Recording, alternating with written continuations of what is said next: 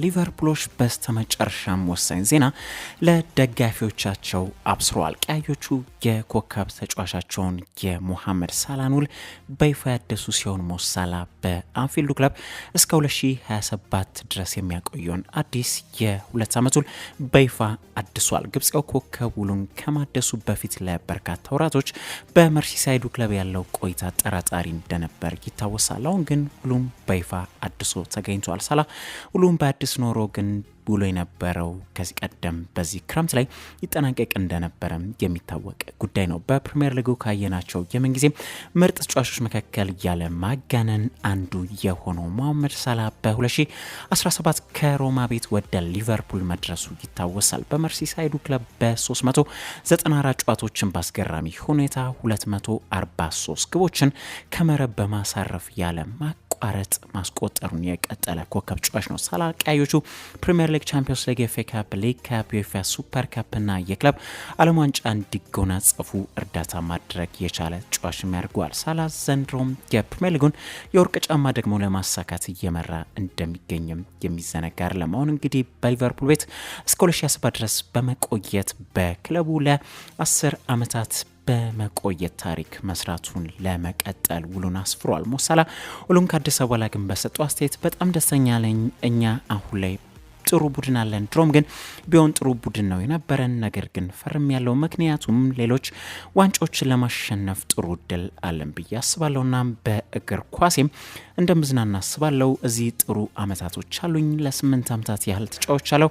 10 እንደምደፍንም ተስፋ አድርጋለሁ። በሙያዬ እዚህ ምርጥ አመታቶች ነውረውኛል። ለደጋፊዎቹ እዚህ በጣም ደስተኛ ነኝ ማለትም እፈልጋለሁ ሲል ሞ ሳላህ አስተያየቱን ያጋራው። ሊቨርፑሎች ከሳላህ በተጨማሪም ግን ቨርጂል ቫን ዳይክም በአንፊልዱ ክለብ እስከ 2027 ድረስ የሚያቆየውን አዲስ ውል በቅርቡ እንደሚፈርም እውቁ ጋዜጠኛ ፋብሪዚዮ ሮማኖ ዘግቧል። ቪቪዲ የውድድር ዓመቱ ከመጠናቀቁ በፊትም አዲስ ውሉን እንደሚፈርም ነው ተያይዞ የተገለጸው።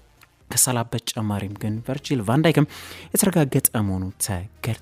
አርሰናሎች ጣፋጭ ሳምንትም ባሳለፉበት ሳምንት በነገው ዕለት ደግሞ በለንደን ደርቢ ብሬንትፎርድም በሜዳቸው ኤምሬትስ ስታዲየም የሚያስተናግዱ ሲሆን ከዚህ ጨዋታ አስቀድሞ የአርሰናል አሰልጣኝ ሚኬል አርቴታ ዛሬ በነበራቸው ፕሬስ ኮንፈረንስ ወይም ጋዜጣዊ መግለጫ አስተያየታቸውን ያጋሩ ሲሆን ከሰጧቸው አስተያየቶች መካከልም ስለ ሪካርዶ ካላፊዮሪ በሰጡት አስተያየት ሪካርዶ ካላፊዮሪ በጥሩ ሁኔታ እያገገመ ነው። አሁን ላይ መች እንደሚመለስ ግን በዚህ ጊዜ ለማለት ከባድ ነው፣ ነገር ግን በጥሩ ሁኔታ ላይ ነው ያለው ሲሉ ሚኬል አርቴታ ተደምጧል። አርቴታ ስለ ካይ ሃቨርትዝ የውድድር ዓመቱ ከመጠናቀቁ በፊት ይመለስ እንደሆነ ተጠይቀው ደግሞ በሰጡት ምላሽ ካይ የውድድር ዓመቱ ከመጠናቀቁ በፊት ይኖረናል ብለን ተስፋ እናድርጋለን ያሉ ሲሆን ሪያል ማድሪድን ረተው በቻምፒዮንስ ሊጉ ለግማሽ ፍጻሜ አንድ እግራቸውን ባስገቡበት ጨዋታ ደግሞ ተቀይረው ስለወጡት ስለ ሳካና ራይስ በሰጡት አስተያየት ራይስና ሳካ ብቁ ናቸው፣ ምንም ጉዳት የለባቸውም፣ በጥሩ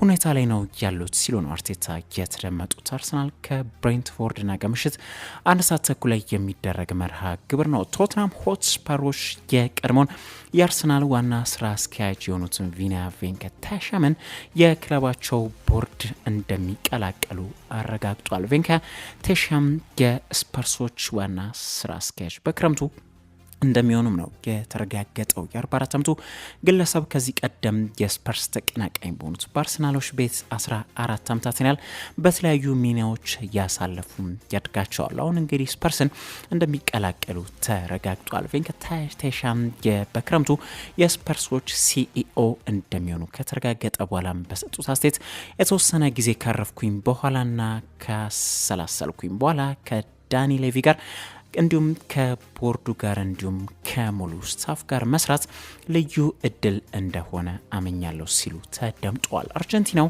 የዓለም ዋንጫ አሸናፊ አንሄል ዲማሪያ ምርመራ እየተደረገበት እንደሚገኝ ታውቋል። የጣሊያኑ ጋዜጣ ኮሬር ዴላ ሴራ ይዞት በወጣው መረጃ መሰረት በውርርድ ጥሰት ውስጥ አንሄል ዲማሪያ ተሳትፏል በሚል ተጠርጥሮ ምርመራ የተከናወነባቸው ከሚገኙ 20 ሰዎች መካከል አንዱ አንሄል ዲማሪያ እንደሆነ ነው ያስነበበው። ከዲማሪያ በተጨማሪም ደግሞ እንዲሁ ሌላኛው አርጀንቲናዊ ተጫዋች ሊያንድሮ ፓራዴዝም ሌላኛው ምርመራ እየተደረገበት የሚገኝ ተጫዋች መሆኑ ተይዞ ተገልጿል። እነዚህ ሁለት ተጫዋቾች ነገር የመጣባቸውም በጣሊያን እያሉም ነው የተባለው። ይህም ማለት በዩቬንቱስ ቤት ሲጫወቱ ማለት ነው። እንደተባለው ከሆነ ዲማሪያና ፓሬዴስ በካርታ ጨዋታ ላይና በሌሎች ስፖርቶችም ላይ እንደተሳተፉ ተገልጿል።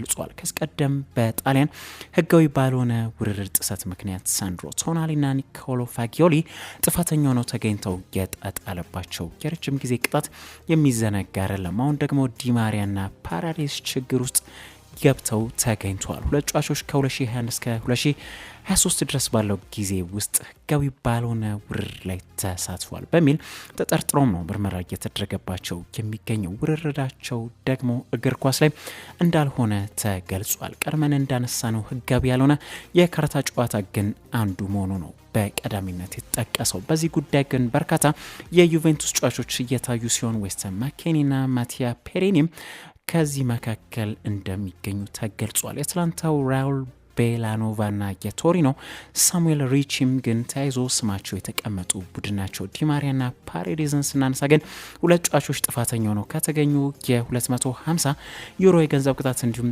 በእግር ኳሱ እገዳ ሊጠብቃቸው እንደሚችል ነው እየተገለጸ የሚገኘው።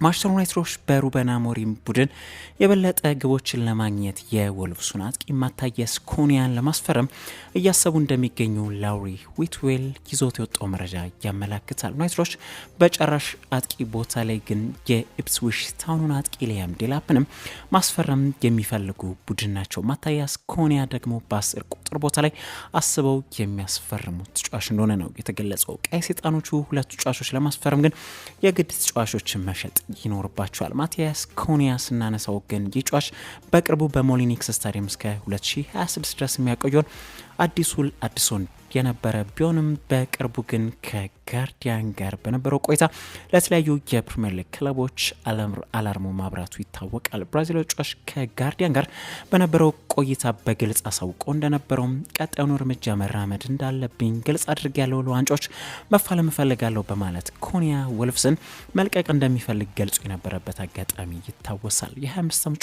ብራዚላዊ ተጫዋች ግን ዘንድሮ በተለይ በተክላዎቹ ቤት ማሸብረቁ ይታወቃል። ዘንድሮ በ26 የሊግ ጨዋታዎች 13 ግቦችን አስቆጥሮ 4 ደግሞ ለግብ የሚሆኑ ኳሶችን አምሻሽቶ ማቀበር የቻለ ተጫዋች ነው። ተጫዋቹ ባለፉት 2 ዓመታትም በፕሪሚየር ሊጉ በ58 ጨዋታዎች ደግሞ 25 ግቦችን ከመረብ ጋር ሊያገናኝ ችሏል። ተጫዋቹም በክረምቱ ወደ ቲያትር ኦፍ ድሪምስ ካቀና ለተብረከረከው የዩናይትዶች የፊት መስመር ጥቅምን በማስገኘት ተጽዕኖ ይፈጥራል ተብሎ ይገመታል። ተጫዋቹ ግን ሌሎች ክለቦችም እንደሚፈልጉት መዘንጋት የለበትም። ተጫዋቹ በውሉ ላይ ግን የ32.5 ሚሊዮን ፓውንድ የውል ማፍረሻ ያለው ተጫዋች ነው። የኤምኤልኤሱ ክለብ ኢንተር ሚያሚ የኮከብ ተጫዋቻቸውን የሊዮኔል ሜሲን ውል እስከ 2026 ድረስ ለማደስ ከስምምነት ለመድረስ እንደተቃረቡ እውቁ ጋዜጠኛ ዴቪድ ኦርንስተን በዘገባው ላይ አስፍሯል። የ8 ጊዜ የባሎን ዶር አሸናፊው ሊዮ ሜሲ በ2023 የደቡብ ፍሎሪዳው ክለብ ሲደርስ በመነሻ የ2 ዓመት ከግማሽ ውል እንደነበር ይታወሳል። ይህ ደግሞ